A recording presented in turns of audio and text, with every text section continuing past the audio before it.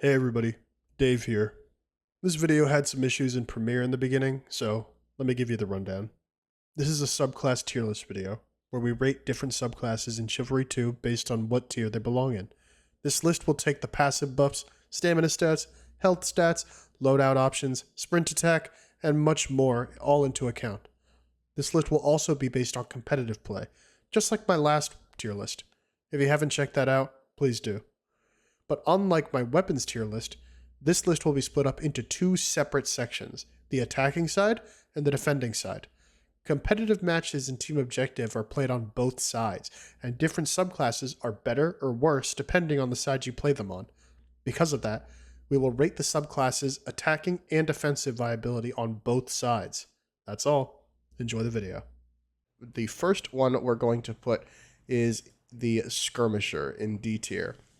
Now, the Skirmisher is just terrible and competitive. In normal pubs, it's pretty decent because you just throw your javelins and then people take damage, but in competitive, there are archer limits, and those are very strict. You know, you can only have about 2 archers for every 20v20, and so if you're taking up one of those archer slots for a Skirmisher of all things, then it's really bad. Skirmishers have a terrible ability that is completely useless to the team. Their javelins can be easily blocked. They do less damage than a warbow, and they only have 5 ammunition. It's absolutely dreadful. The only saving grace is the special attack, which kind of acts as a faster alternative to the one-handed spear special attack, but even that is just pathetic. The light shield gets broken quickly, and even if you're a counter god, it's just not worth it. There's really no reason to play this over, let's say, man-at-arms with a one-handed spear. So, the only reason I could think of is that the spear limits will basically make it to where you can't play man-at-arms with a one-handed spear, but javelins in general are very easy to block in competitive, and you'll find very, very little success with this subclass, and I don't think I need to explain why the throwing axes on Skirmisher are a joke. So, I'm just going to move on. Next subclass, the Bowman. Now, the Bowman is very interesting. It's worse than the Crossbowman at doing its job, which is killing people from range, but it has the added benefit of being able to kill the enemy archers extremely quickly, while also doing massive base damage to vanguards. This thing can finish off vanguards, extremely quickly with those 90 damage body shots on the warbow, and overall, it's just a decent option. I don't think it's too good on attack compared to its defensive counterpart, but it's not terrible. Archers in general are worse than their melee counterparts, but they're not worthless. And I'll get into that when I get to the Crossbowman. Right in front of the Bowman is the Crossbowman. Now, the Crossbowman and Bowman obviously are right next to each other because I do believe they're very similar, but the Crossbowman has the added benefit of using the banner instead of the brazier, and helping out the team with AoE heals is much, much more valuable than increasing your damage output slightly with the brazier. Now, you are going to be killing archers slightly slower because your body shots aren't going to one-shot, but in general, you're going to be doing a lot more damage overall against the majority of the enemy team. The crossbow also has a damage bonus, and the damage bonus is blunt, with the majority of players, even in competitive, playing knight. So this is a very, very effective option. I actually was in a comp match the other day, and I was top fragging as archer a few of those games, and the ones that I weren't, I was getting like second or third on the scoreboard. So it still is a viable option. It's just not the best. And I think it's important to understand why. It's because archer, while the actual like kill rate and DPS of archer is not that high, it's indiscriminate. So it doesn't matter how skilled the enemy is. You're still doing the damage to them just as well. Obviously, you know, they might be a little bit more aware of your position, and they might flank you and, you know, do all that stuff. But in general, the overwhelming majority of people are fighting on the objective against your teammates who are fighting on the objective, making them easy pickings, even at the high level. Oh, I almost forgot. Crossman just straight up has a better secondary than the Bowman, which makes it just better at melee. The axe is significantly better than the short sword or hatchet. So straight up is a better option in that regard if you need to defend yourself. Next up, the Ambusher. While I do believe that the Ambusher is not that good of a subclass, it does pretty decent on attack. And I think that's because it sort of acts like an archer, but with less risk because you have that higher health bar and increased stamina. And so you just keep, throwing knives at the defenders who usually stand in pretty predictable spots. And also you can utilize those flank rats to hopefully get a few good kills by ambushing. Against good players, it's not really too viable compared to just, playing a better subclass with a better weapon, but it is an option. And also, since they've changed your ability from the quiver to medkits, I guess that technically makes you slightly better as a team player. I'm not really going to comment on that too much because we just don't see a lot of ambushers in competitive. I've tried. It's not impossible, but it also just isn't the greatest thing in the world because, there's so many really good players going around and you kind of can't afford to have such poor weapons in comparison. Even if you are better, it really does start to weigh on you. So that's definitely going to be at the top of C tier, but again, C tier. The first in B tier is the Guardian. So the Guardian has some pretty decent weapons as well as the heavy shield while also having the banner, which is an amazing ability. In general, it really does nothing wrong. Its weapons are a little bit short when it comes to actually, pushing anything or holding anything, but the heavy shield makes up for it because that heavy shield is just awesome, while the Warhammer is amazing and the one-handed spear is also a very good option. Typically, though, this subclass would be higher, but the one-handed spear is not really considered because in most competitive play, there are spear limits, and spear limits basically make it to where the teams have to only have up to like 2 or 3 spears, and so most people want to put that on the poleman because they have the normal spear rather than the one-handed spear. So they don't really feel inclined to actually allow their guardians to use one-handed spear. Not that it doesn't ever happen, it's just not nearly as common. And so that's why I think that I have to put this one a little bit lower because you can't even use the best weapon option. The Warhammer is not a bad option, and the Heavy Cavalry Sword is also a new option that's really good. But in general, your kill potential is going to be significantly reduced on Guardian compared to the other subclasses for defensive power and the banner. But the thing is, on attack, that's not as valuable as it is on defense. So obviously, it goes in B tier. A lot of these attack and defense tier lists is not that a class got worse on a different side, whether it's attack or defense. It's that another subclass got better. So, like, Guardian is not worse on attack, it's just other subclasses are better. So obviously, he'll be higher on the defensive tier list. Next up, the Men-at-Arms. Now, Men-at-Arms and Guardian are kind of like blurred together in these situations, but in general, Man-at-Arms is faster, has basically just as good weapons, while having a slightly, I would say, not a better ability. I was going to say slightly better, but it's more like it's just, an alternative that, in my opinion, works better for offense. The banner, you can sometimes place it, and then it immediately gets broken if you put it too far up, or if you put it too far back, then it's not on the objective and your team is already pushed up. So you don't get a lot of value out of it.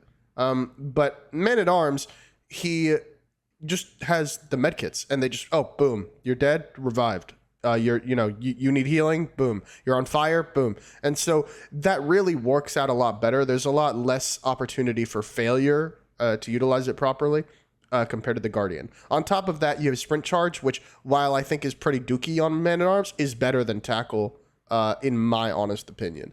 Especially because, like, if you're on attack, I don't think that you can really capitalize on that tackle as well as on defense. But regardless, I believe that Man-at-Arms is just slightly better suited to attack because of that movement speed and everything that we just discussed. Next, the Field Engineer. Field Engineer is a very weird case. It's kind of hard to explain, but I'll try my best, why he's in B tier. Some would say he needs to be in S, and some would say he needs to be in D. And that's because on some objectives, he's absolutely necessary. You are on the end of Galencourt, you need to break that tomb. And you go and you do pick a Field Engineer to do that job.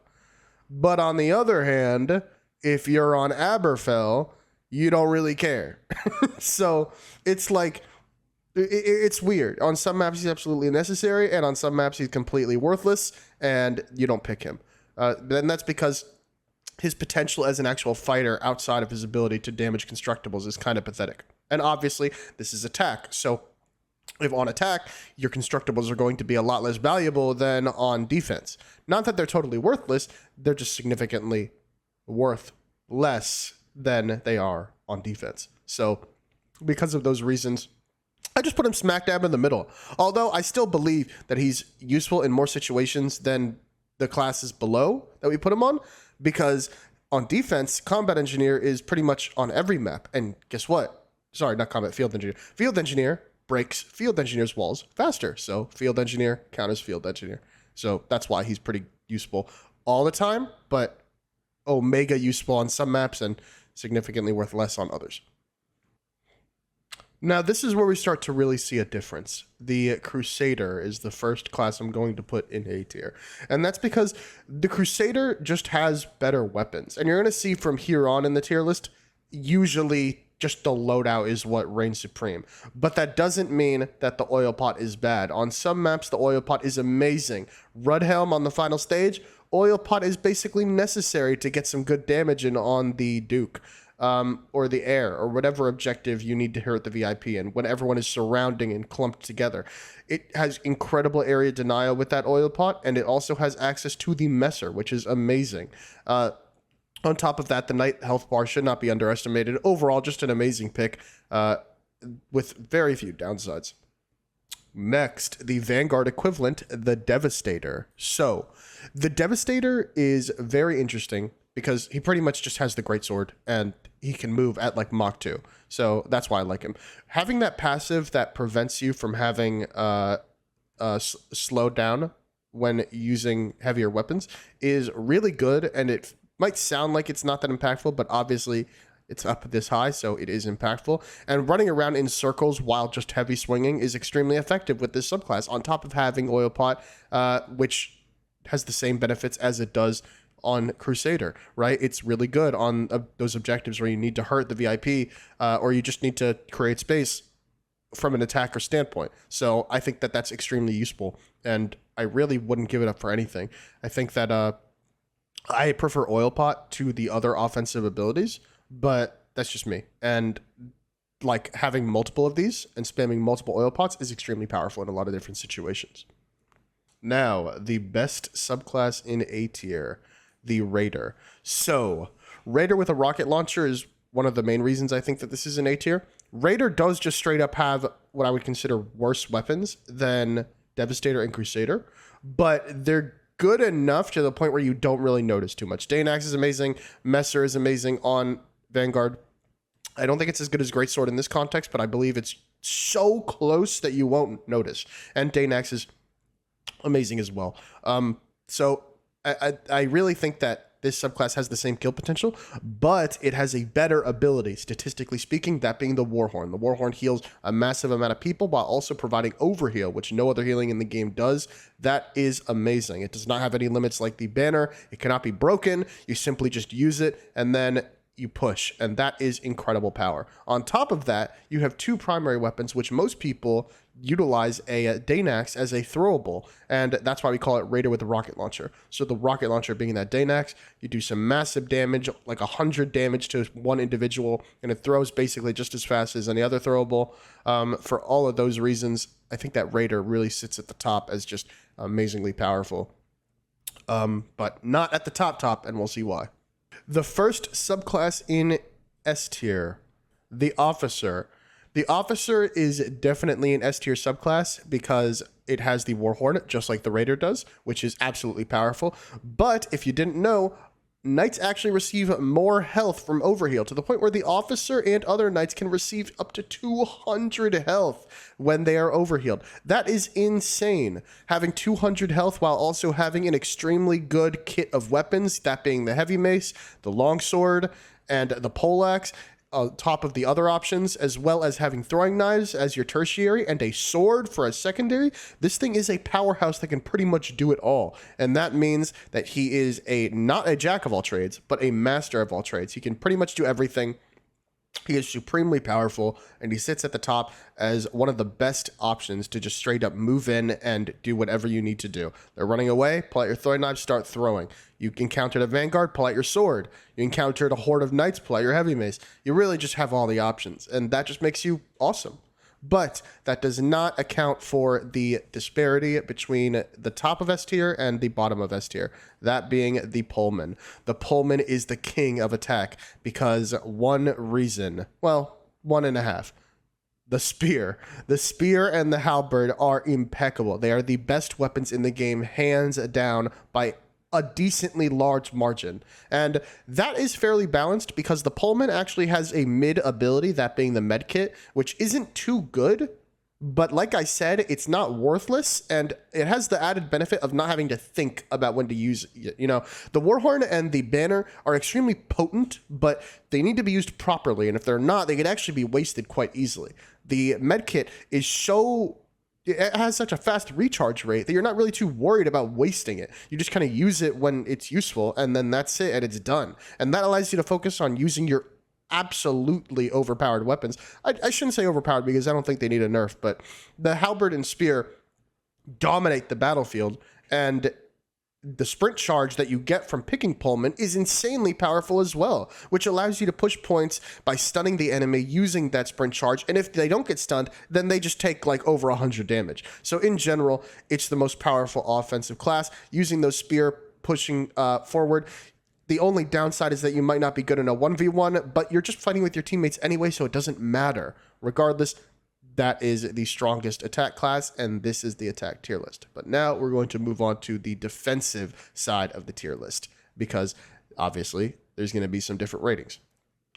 Okay, so on the defensive side of the tier list, it's pretty simple to understand why I've split this up into two different sides. On one side, there's attack, and on one side, there's defense. Most competitive matches involve both teams playing both sides to see which team did better on the objectives and which team could actually push or which team could defend better. And so things play a little bit differently because when you're defending the objective, it's different from when you're attacking the objective. And obviously, you want different strengths and weaknesses in your subclasses. And obviously, it doesn't matter because the skirmisher is still D tier. Unfortunately, your javelins will still be blocked if you're playing on defense, and it will not matter.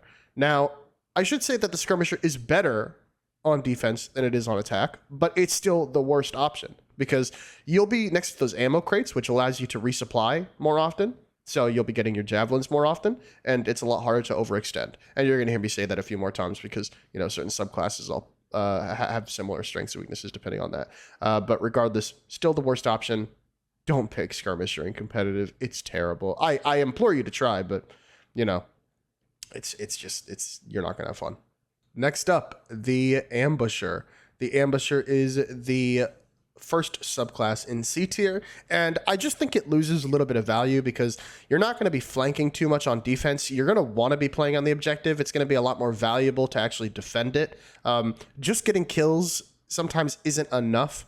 And also, you're going to have less flank routes on defense. You're probably going to get caught up by spawn waves a lot more often when you're trying to flank the offensive wave. Overall, it's just not as good. There is a little bit of value there having the ammo boxes for your throwing knives, but it's just not enough for me to consider it an actually good option. So I say that ambusher is worse in this area than it is on attack. And on top of that, you want those wide sweeping attacks on defense a lot more to kind of push them off the objective and create more space, and you just don't have that. So overall, worse. Next is the bowman. So the bowman is a little bit better here, as well as the crossbowman, and that's because you simply just can't overextend as easily.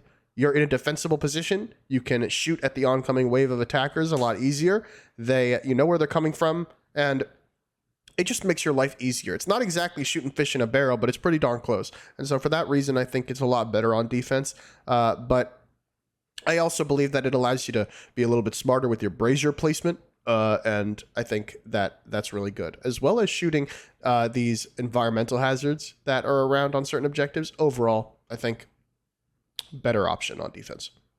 How the mighty have fallen. The man-at-arms is slightly worse in C tier on defense. And that's because you don't need the movement speed as much and other abilities become better. So this is one of those situations where it's not that Man-at-Arms is significantly worse on defense. He's not. It's just that other subclasses are better on defense. And so obviously he's going to have to move down to make room.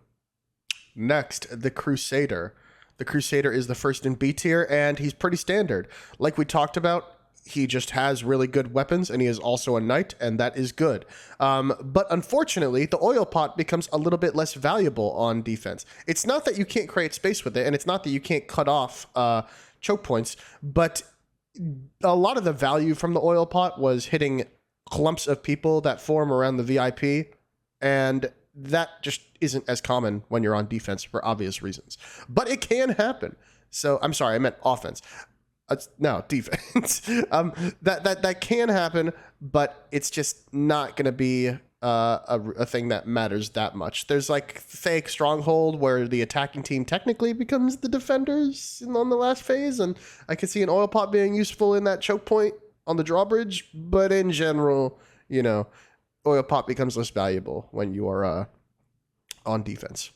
Next is the Devastator. Now, I think that Devastator and Crusader are so close here that it really doesn't matter. In fact, I'm actually just going to change it right here, right? Because I can change my mind like that. Because Devastator is pretty much just the alternative to Crusader, having the same ability while also having slightly better weapons and slightly better, you know, the better movement speed, but the significantly worse health bar. And so I think that they're kind of alternatives to each other.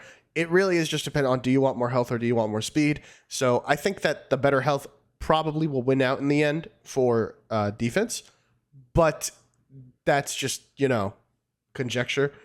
You can really decide what is best for you in this regard. Like I said, so close, you know, it doesn't really matter. Next, the Crossbowman. This thing has jumped up quite a lot of tiers, and that is because the banner becomes significantly more useful here on Crossbowman. Crossbowman also will have a much easier time actually getting shots off. You actually need ammo refilled quite often as Archer, and so because of that, Crossbowman becomes a lot more effective when he has his ammo boxes. On top of that, the banner becomes more useful because you don't really have to move around as much. A good banner placement will stay there forever. On top of that, people like Crossbowman because it kind of gets banner very quickly with the headshot passive, the Headhunter. So if you're actually a good Crossbowman, you're going to be putting banners down like crazy, and your team will love you. The first subclass in A tier is the Raider. So Raider here is a little interesting. I still think it's a very good option, mainly because Warhorn is still a very good option on attack or defense, but your rocket launcher is also pretty darn good here as well. As a defensive tool, it can be pretty easy to land some free rocket launches on the enemies incoming because it's just a giant clump that you can not easily miss on. But regardless, nothing here changes much. Still, weapons that are not as good as the Crusader or the sorry, not Crusader. Not as good as the Devastator, but close enough to where you don't really notice. Messer is basically like an equivalent to Greatsword, or sorry, adjacent. So I don't really think you're going to be stressing if you play a Raider. Everyone loves Raider. Another situation here where we have a sort of option rather than just a better subclass, in that you pick Officer if you want more health, you pick Raider if you want more speed. I still believe the Officer wins out because I actually believe the weapons are slightly better for defense, as well as the bigger health bar being better for defense. But that's just my opinion. In general, these two come down to play style. I don't think one is significantly better than the other. So I don't really think that there's an issue if you pick one or the other, or if you say that one is better than the other. But I think that Officer wins out a little bit. Next, the Pullman. So Spear and Halberd are still OP, even on defense. Stabbing behind your teammates is incredibly powerful. The spike traps are basically worthless, but they can be used to help out your field engineers slightly on defending objectives. And the sprint charge also becomes slightly less valuable on defense as well. You're more so just trying to dish out damage behind your teammates with your increased range. And obviously, like we talked about, your kill potential does not really go down too much on defense, but because there are other options that are better now, that makes the Pullman go down. But regardless, I do believe that sprint charge is slightly worth less than it is on attack, and so he goes down slightly. Next, the field engineer. Field engineer is necessary on defense.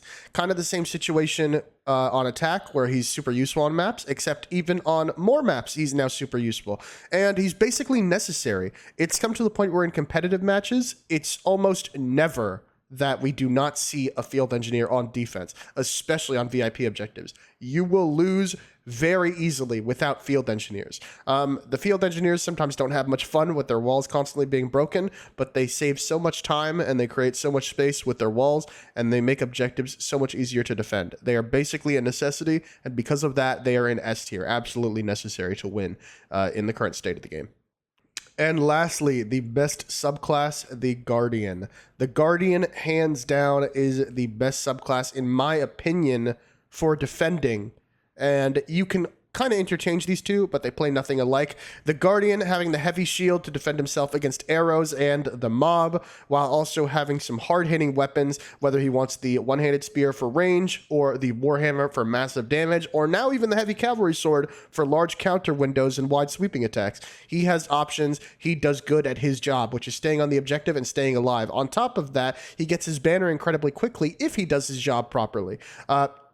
And that banner is incredibly powerful on defense. Him standing next to it, keeping himself alive. If he gets chipped up a little bit, that banner will keep him up. So, in all honesty, it's my favorite option. Not to play, but just like, we always want Guardians. You know, at the end of the match, whenever we come to an objective, not at the end of the match, but when the objectives become difficult, or we get to the objectives that we need to defend that are important, you always hear in VC, can we get some Guardians? Can we get some Guardians? Because they're super useful. And that's pretty much the conclusion to the subclass tier list.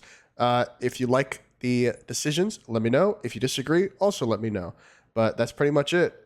With all that being said, have a good one.